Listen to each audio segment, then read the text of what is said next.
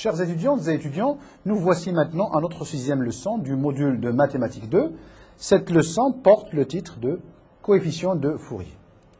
Alors, avant de faire une présentation succincte de cette leçon, on va juste présenter qu'est-ce qu'on va faire. On va d'abord présenter définitions, quelques définitions qui sont très importantes. Polynôme trigonométrique, qu'est-ce que c'est que les polynômes trigonométriques? Coefficient de Fourier exponentiel, et ensuite coefficient de Fourier trigonométrique. Alors, avant de présenter un petit peu ceci, laissez-moi un petit peu vous préciser un petit peu une chose. Cette notion de coefficient de Fourier est une notion qui est très très capitale dans plusieurs branches un petit peu de la science, notamment traitement de signal, notamment en traitement d'image, et j'en passe. Donc il y a beaucoup de branches de scientifiques qui utilisent un petit peu tout ce qui est Fourier. Mais nous, ici, nous sommes en train d'étudier un petit peu mathématiquement ces coefficients. Donc on est obligé d'abord de faire l'assise, la base de la théorie de la transformation ou des séries de Fourier. Et donc, avant de faire tout ceci, on a été obligé de bien définir d'abord cette notion de coefficient de Fourier. Rappelez-vous que pour les intégrales, nous avions commencé d'abord par faire une construction en fonction d'escalier. Ici, on va d'abord faire une construction effective de ce que l'on pourrait appeler coefficient de Fourier. Définition. On notera, ça c'est une notation, on notera epsilon indice de pi, l'espace vectoriel des applications f définies sur R, donc on s'intéresse ici, et à valeur complexe, donc les variables ici sont uniquement réelles, définies sur R, mais les valeurs peuvent être éventuellement complexes. Ces fonctions-là doivent être continues par morceaux et de pi périodiques. Donc, continues par morceaux et de pi périodiques. Je voudrais d'abord rappeler une chose, c'est que cette notion d'espace vectoriel est une notion qui a déjà été vue lors de votre module de algèbre 1, dans laquelle on savait ce que c'était un espace vectoriel. C'était une structure, c'était un ensemble de points qui contient, pour lesquels on a deux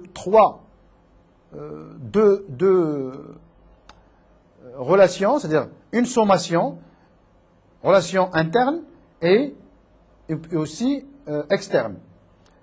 On sait faire dans un espace vectoriel tout ce qui est sommation, on sait faire aussi tout ce qui est multiplication par un scalaire.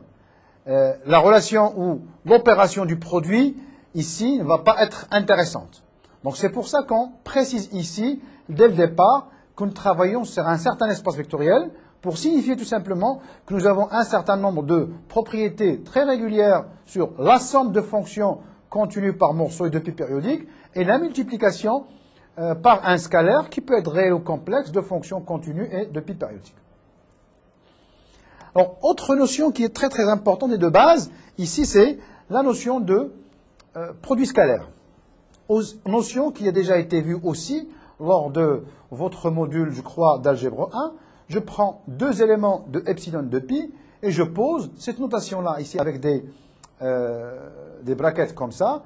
Fg, 1 sur 2 pi, intégrale entre moins pi et plus pi de f de t bar. Alors vous savez que, puisque nous pouvons prendre des fonctions à valeur complexe, la notion de bar sur ceci, ça signifie tout simplement l'opération de conjugaison.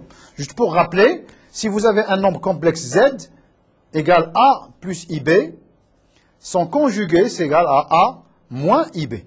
Bien sûr, a, b étant dans R. Donc, tout simplement, bien sûr, si z appartient à R, z bar égale à z. Donc, juste pour rappeler un petit peu cette notion de conjugaison. Alors, à quoi ça doit servir un petit peu cette écriture Fg égale?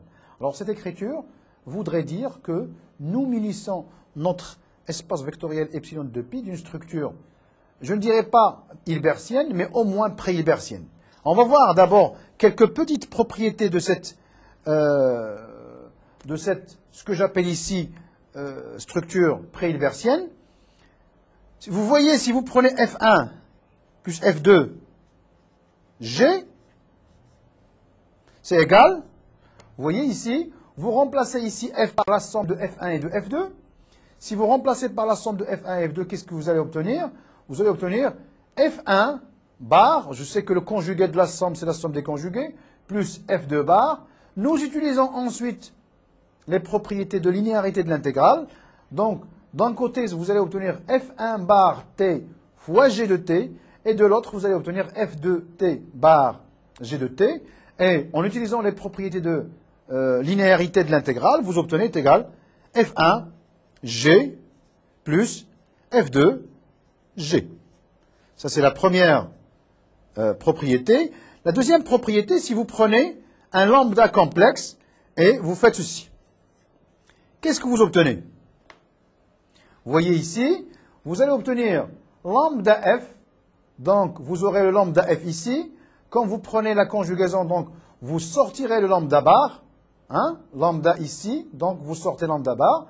En utilisant la linéarité de l'intégrale, vous obtiendrez ici un lambda bar, et donc il va vous rester uniquement 1 sur 2pi intégrale, ainsi de suite, et ainsi de suite. Donc, c'est lambda bar fg. Après, si vous changez f et g, qu'est-ce qui se passe? Si vous changez f par g, ce n'est plus f qui va être passé au conjugué, mais c'est g. Donc, vous savez que a, b bar, c'est égal à a bar, b bar. Donc, ici, ce que vous allez obtenir, c'est f de t fois g de t bar égale f de t bar, g de t, le tout bar. Donc, en fin de compte, qu'est-ce que vous allez obtenir?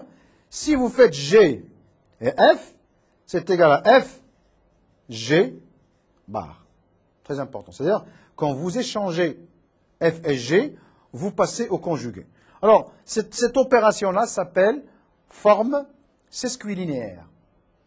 Linéarité de point de vue somme, de point de vue multiplication par un scalaire, ce n'est pas exactement la linéarité parce qu'on a sorti le lambda bar, et quand on intervertit f et g, on passe au conjugué.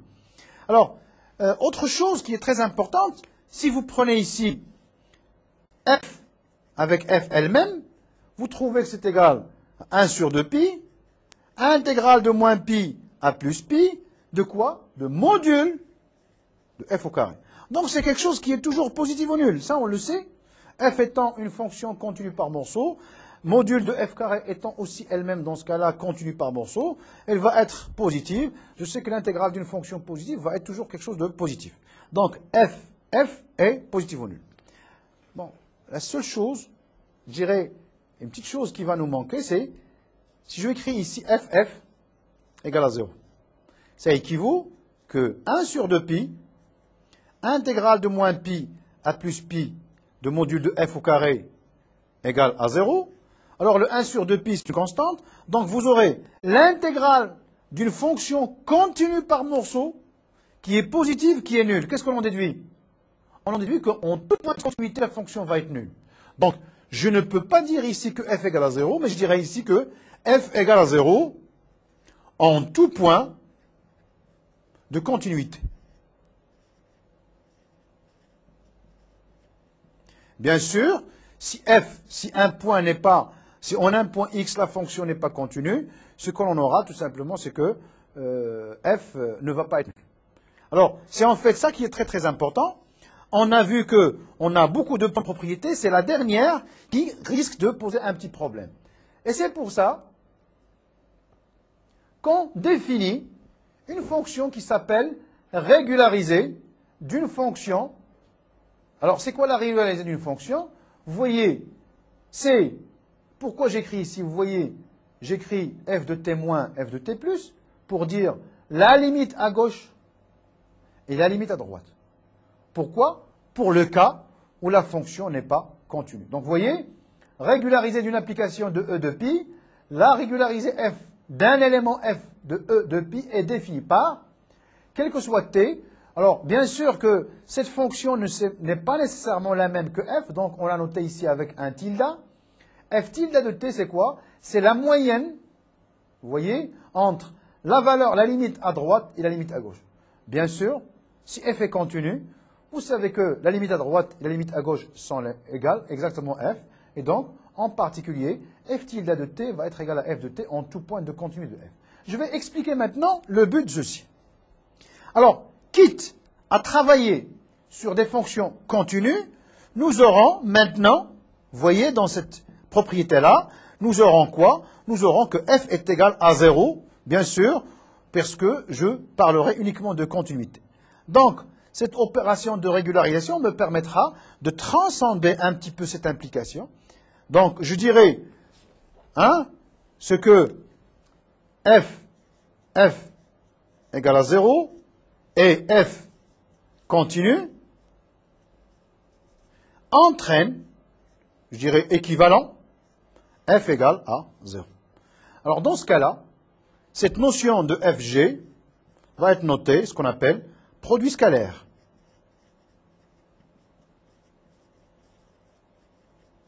Et la structure, au lieu d'être pré-hilbertienne, comme vous l'avez déjà vu en algèbre 1 ou en algèbre 2, ça va être une structure hilbertienne. Et justement, on définira la norme d'une fonction. Dans ce cas-là, vous voyez, c'est toujours fonction continue. Vous voyez ici, uniquement, c'est égal à quoi? À racine carrée de f. Et vous savez que la norme, finalement, c'est une notion de distance. Donc, sur l'espace E de pi, dans le cas où je prends uniquement les fonctions continues, j'aurai une notion de norme. J'aurai une notion de produit scalaire. Très, très important. Vous allez voir un petit peu à quoi ça va servir. Les éléments de E de pi sont, dans ce cas-là, les fonctions qui sont continues par morceaux et de pi périodiques telles que on est ceci.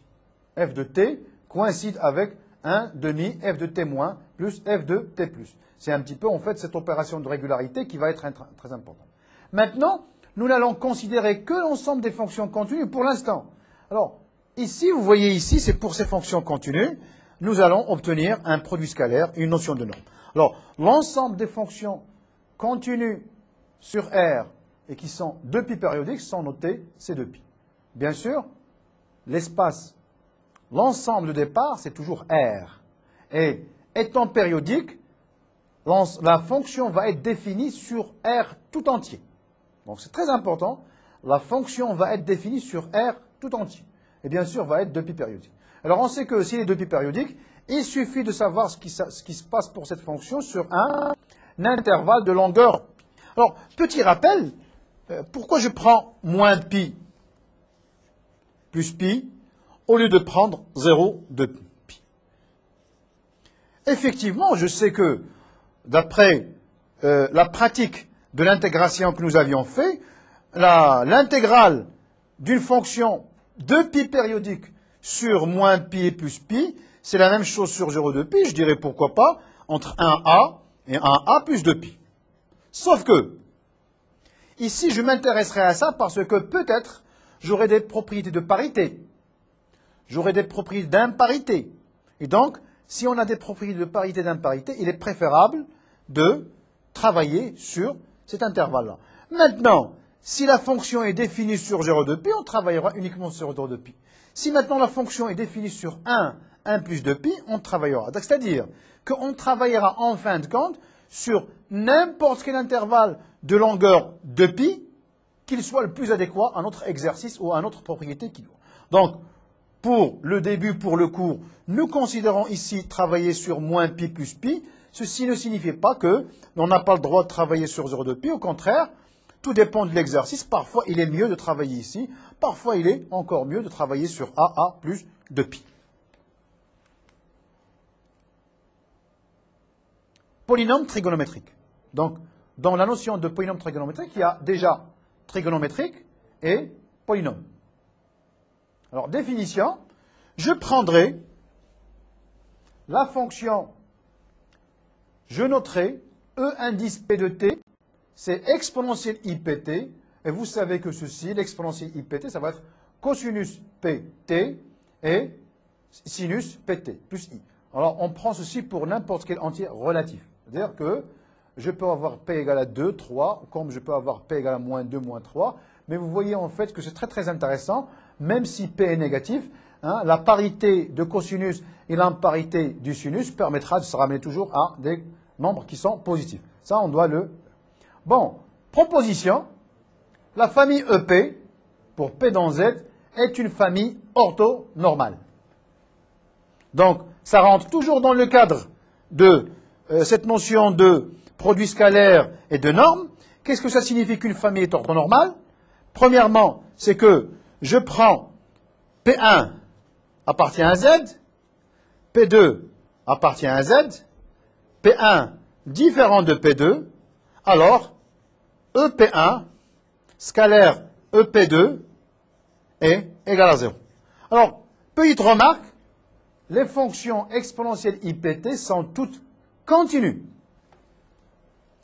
Autre chose, norme de EP au carré qui est égale à EP, EP est égal à 1. Donc c'est très important, ça signifie tout simplement, réécrivons ceci, ça signifie tout simplement que 1 sur 2pi, bon, je le laisse.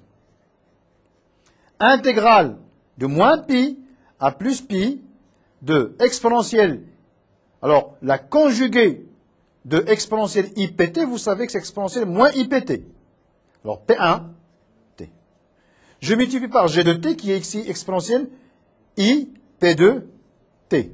dt va être égal à 0 si P1 est différent de P2.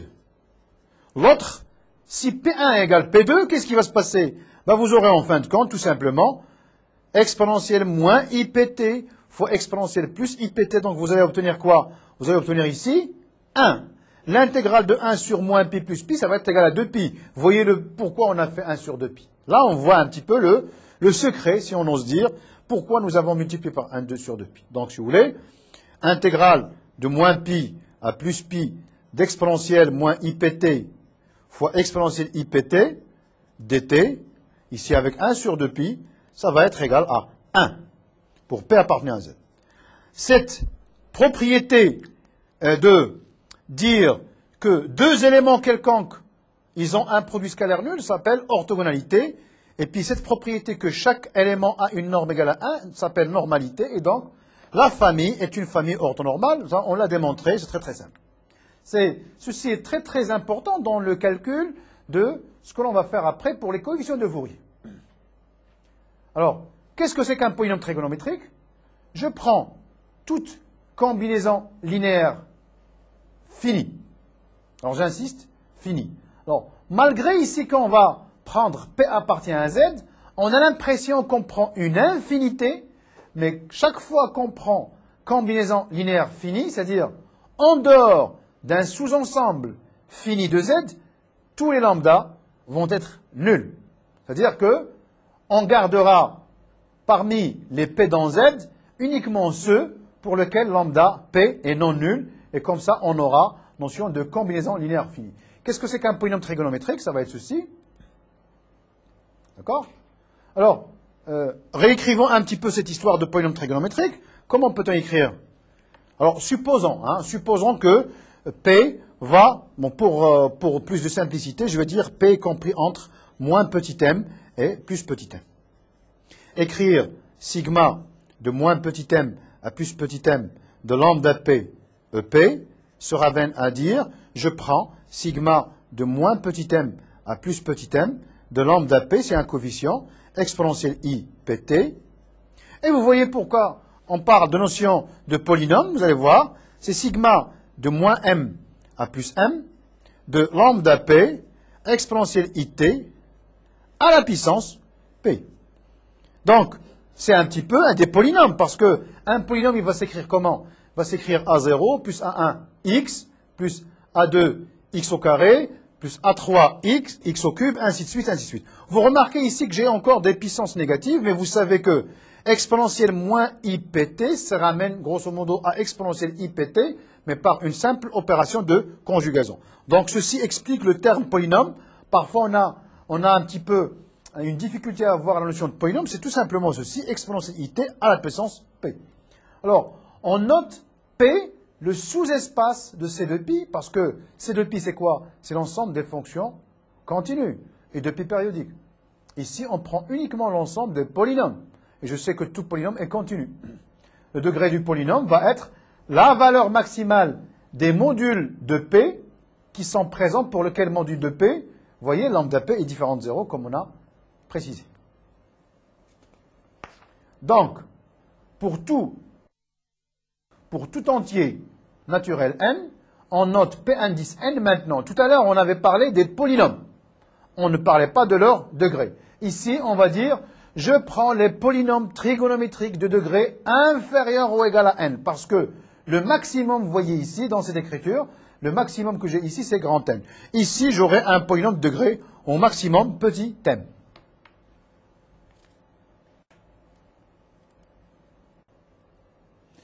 Pn a une structure d'espace vectoriel. Donc, je vous laisse un petit peu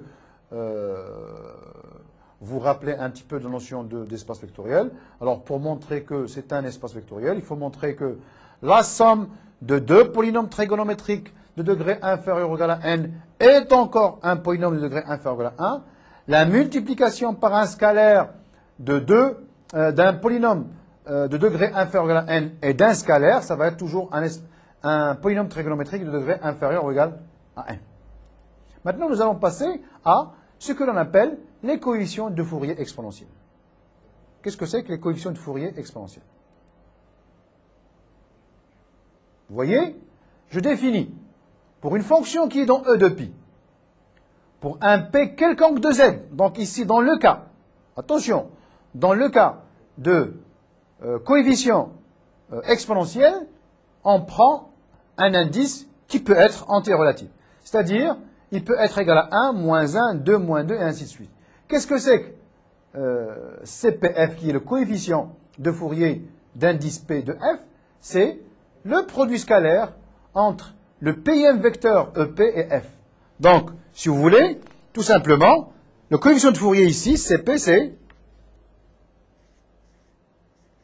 de F, c'est 1 sur 2π, intégrale de moins π à plus π de f de t, exponentielle moins IPT. Vous voyez un petit peu, ça a été fait un petit peu exprès pour dire, voilà, je commence par EP, donc c'est EP qui porte là la conjugaison, donc c'est exponentielle moins IPT, et c'est la deuxième partie, c'est f de t.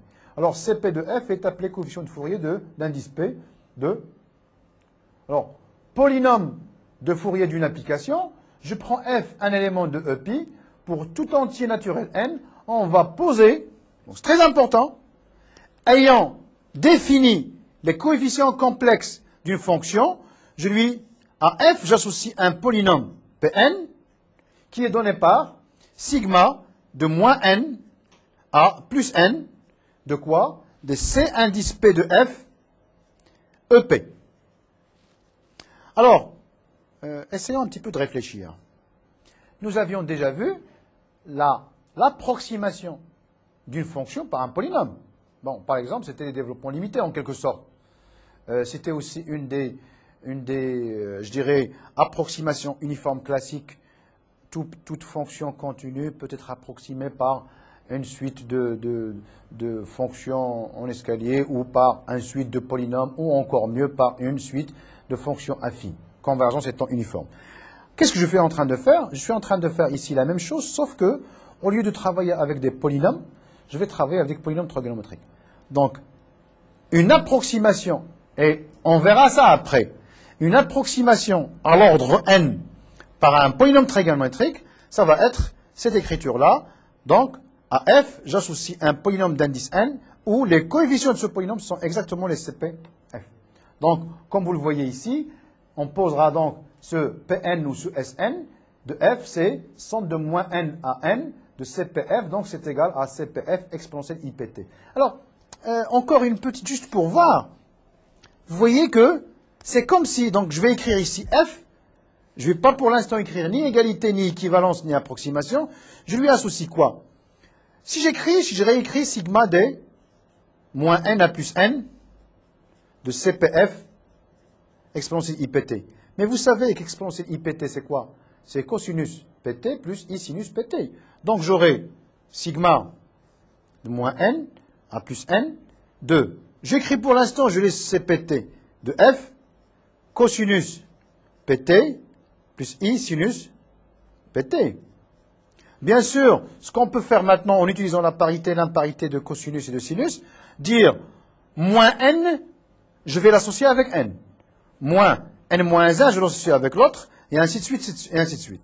Donc, je peux écrire la valeur en 0, c'est C0 de f, exponentielle I0, plus, je vais écrire maintenant,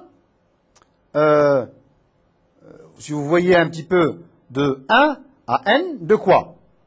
De C, P de f, exponentielle I, pt, plus C moins P de f, exponentielle moins I, pt. Alors, pour l'instant, on ne voit pas vraiment l'intérêt. Mais supposez que le coefficient soit un nombre réel.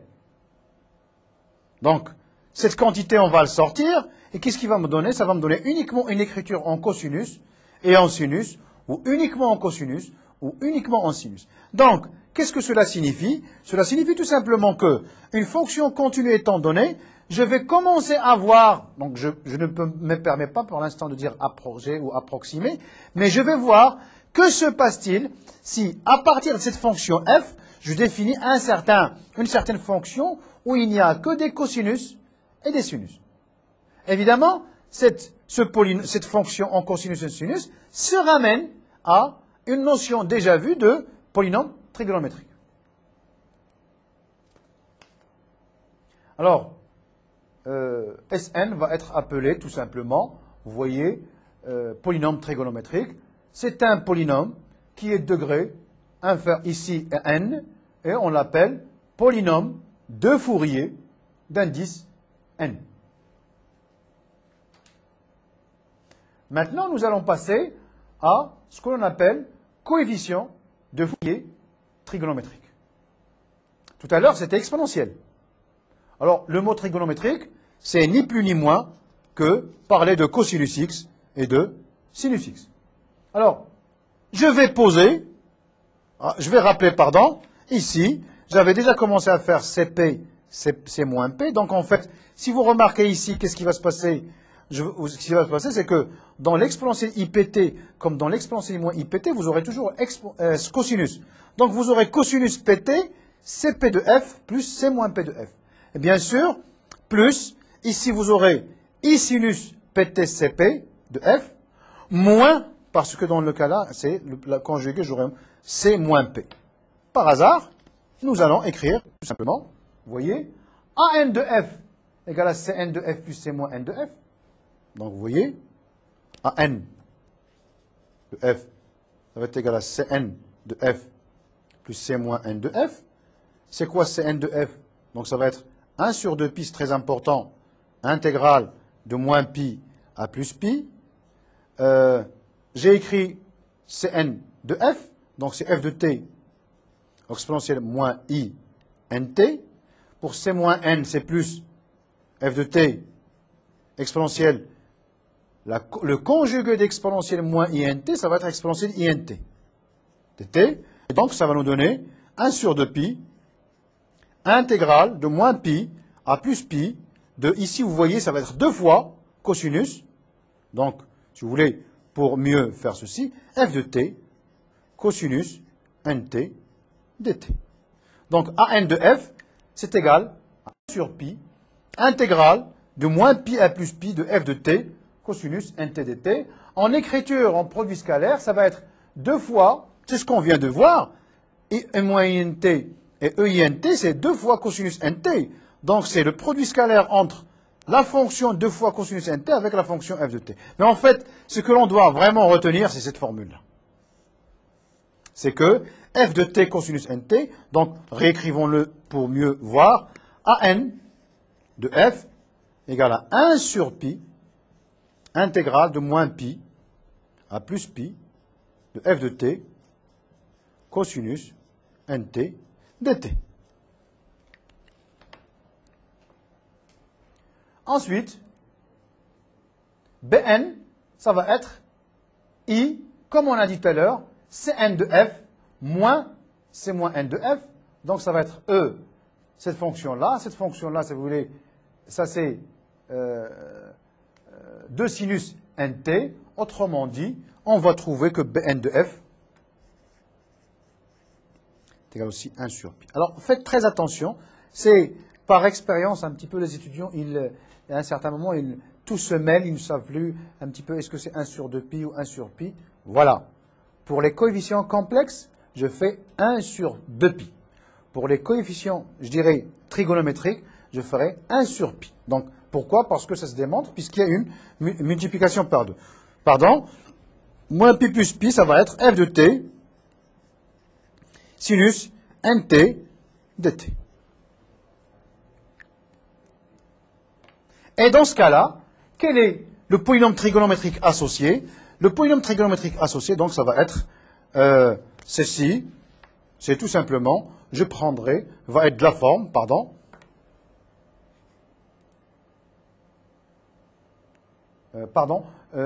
A0 de f va être égal à 2, C0, et B0 va être égal à 0. Autrement dit, c'est quoi A0? On dit que c'est égal à 2 fois C0. C'est quoi C0? C'est 1 sur 2pi, intégrale de moins pi à plus pi de f de t dt. Donc, on va écrire toujours c'est 1 sur pi. Alors, cette notation a l'avantage de dire que AN s'écrivent tous de la même manière, mais attention, dans l'écriture du polynôme, vous allez voir, dans l'écriture du polynôme ici, vous allez voir A0 sur 2. Donc faites très attention, vous allez A0 sur 2. Alors maintenant, on va passer à quelques petites propriétés très simples. Si f est pair, quel que soit n, bien sûr,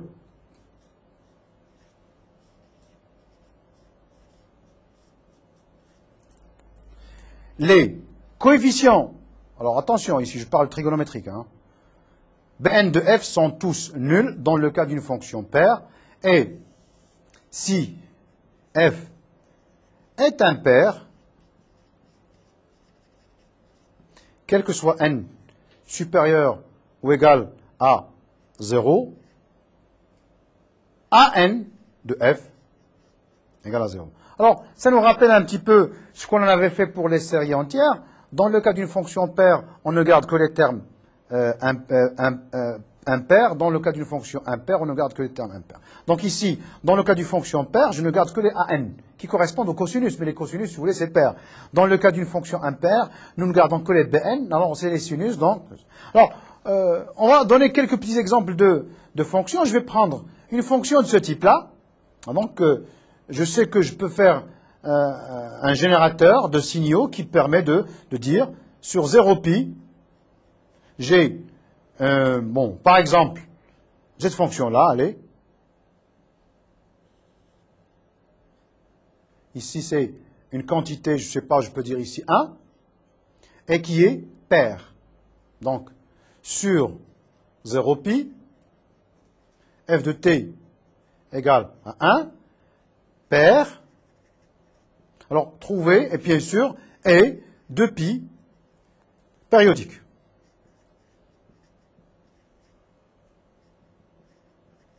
Donc, dans ce cas-là, qu'est-ce qu'on va dire?